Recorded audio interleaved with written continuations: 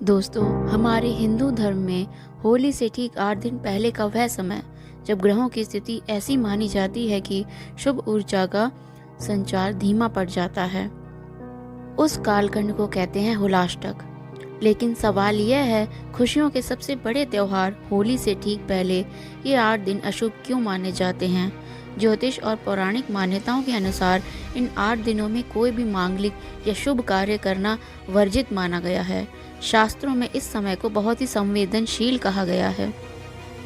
इस साल होलाष्टक की शुरुआत 24 फरवरी दिन मंगलवार से 3 मार्च 2026 यानी होलिका दहन के दिन समाप्त होगी।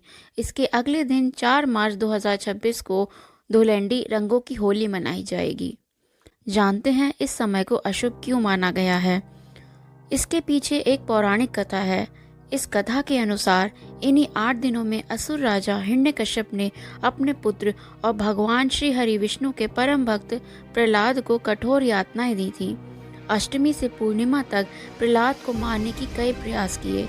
उसे आग में बैठाया गया, जहर दिया गया, हाथियों से कुचलवाने की कोशिश भी की, लेकिन जब सारे प्रयास असफल हो गए, जब कोई भी तरीका प्रहलाद की भक्ति को डिगा नहीं सका, तब हिरण्यकश्यप ने अपनी ही बहन होलिका के हाथों उसे मरवाने की कोशिश की।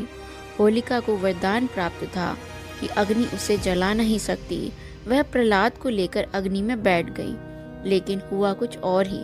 भक्ति की शक्ति के सामने वरदान भी टिक नहीं पाया।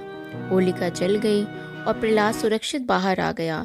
लेकिन अंत में होलिका दहन के दिन बुराई का अंत हुआ और भक्ति की जीत। ज्योतिष के अनुसार भी इन दिनों सूर्य, चंद्र, मंगल, बुध, गुरु, शुक्र, शनि और राहु जैसे ग्रह उग्र स्वभाव में माने जाते हैं। इसलिए इन दिनों शुभ कार्यों का फल नहीं मिलता।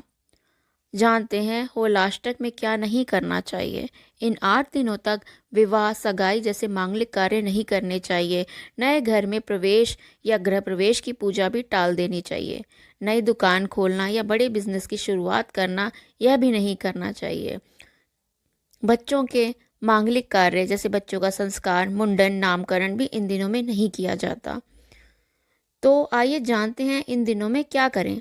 शुभ कार्य भले ही रुक जाते हों, लेकिन यह समय भक्ति के लिए सबसे उत्तम माना जाता है।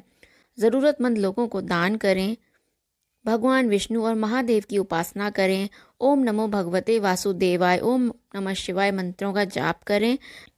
याद रखिए, होलाष्टक रुकावट नहीं है, बल्कि आत्मचिंतन और भक्ति का अवसर है। अगर आपको ये जानकारी अच्छी लगी हो तो वीडियो को लाइक और शेयर ज़रूर करें और हमारे चैनल को सब्सक्राइब करना ना भूलें। और ऐसे ही धार्मिक और आध्यात्मिक विषयों के लिए हमारे चैनल से जुड़े रहिए। धन्यवाद। हरे कृष्ण, हर हर महादेव।